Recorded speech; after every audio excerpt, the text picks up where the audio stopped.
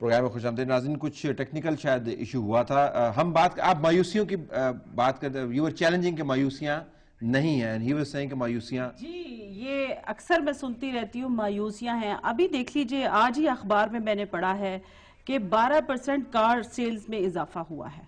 مجھے یہ بتا دیں کون سا ایسا ریسٹورنٹ ہے اس ملک میں جو خالی پڑا ہوا ہے.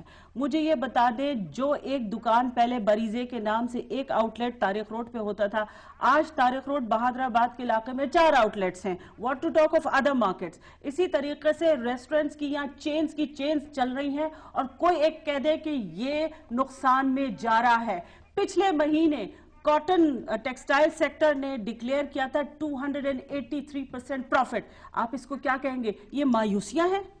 تو پھر ہم یہ انٹرنیشنل ڈونرز کے پاس کیوں جا رہے ہیں مانگنے کے لیے؟ ویسے انٹرنیشنل ڈونرز کے پاس تو ہم کہتے ہیں نا کہ نہیں جانا چاہیے. نہیں آپ جا رہے ہیں نا. آپ دیکھیں نا یہی تو ایک کانٹرڈکشن آ رہا ہے.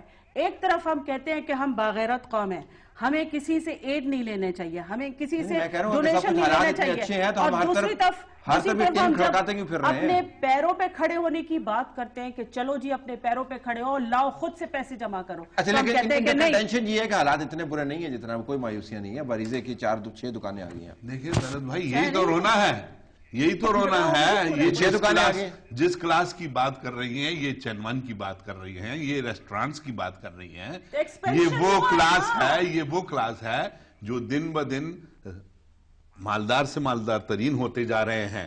لیکن آپ یہ دیکھیں کہ یہ پرسنٹیج کتنی ہے اور وہ پرسنٹیج کتنی ہے جو فٹ پاتھوں پہ بیٹھے ہوئے ہیں, جن کو 2 وقت کی روٹی اپنے بچوں کے لیے میسر نہیں ہے, جو خودکشیاں کر رہے ہیں ملک میں. دیکھیں اتنے بات کر لی, مجھے اب بات کرنے, یہ بات بالکل غلط ہے. آپ کی دیکھیں نا جی, میں 100 ملین اب اس ملک میں سبسکرائبر نہیں ہے موبائل ٹیلی فون کی.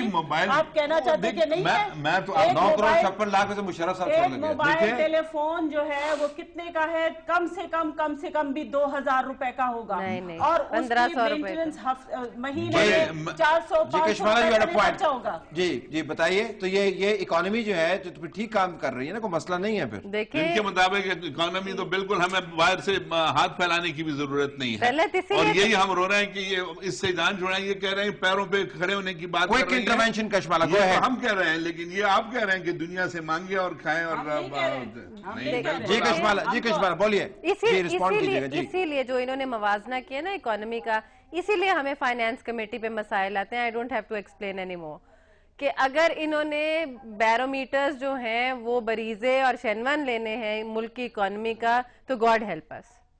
And hence whatever we are going through, we are going through. جب تک کسی گڈ کی ڈیمانڈ موجود نہ ہو, مارکیٹ نہ ہو, وہ چیز آگے نہیں بڑھتی ہے. اگر مارکیٹ ہے تو ایکسپینشن ہو رہا ہے. Towards the very end Kashmala quick sentence میں جواب دیجئے گا. یہ بتائیے گا کہ اگلے 6-7 مہینے میں ہم پھر پاکستان میں کہ اس نظام میں سے خیر کی امید زیادہ رکھیں یا مزید مسائل کی توقع کریں؟ کیا کریں؟ دیکھیں خیر کی امید, آئی وش کہ ہمیں کوئی آواز آئے, لیکن آتی دکھ نہیں رہی. کسی طرف ہم اس طرف جا نہیں رہے ہیں. جھگڑا صاحب نظر نہیں آ رہا. ہم چاہتے ہیں جو حالات ہیں اور جو رسپانس ہے وہ بے انتہا خیر کی توقع ہے. میں سمجھتی ہوں جس طریقے سے یہاں پر ڈیموکریٹک سسٹم پنپ رہا ہے, پھل رہا ہے, پھول رہا ہے, اور جس طریقے سے ہمارے ہاں اکانومی میں بہتری آ رہی ہے, میں سمجھتی ہوں ایک اچھا مستقبل ہم سب لوگ کے ساتھ. Thank you very much. پیوستہ رہے شجر سے, امید باہر رکھ, حقائق پر نظر اتنی نہ رکھ جتنی پروگرام پر نظر رکھ. طلعت حسین کو اجازت دیجیے. اللہ حافظ.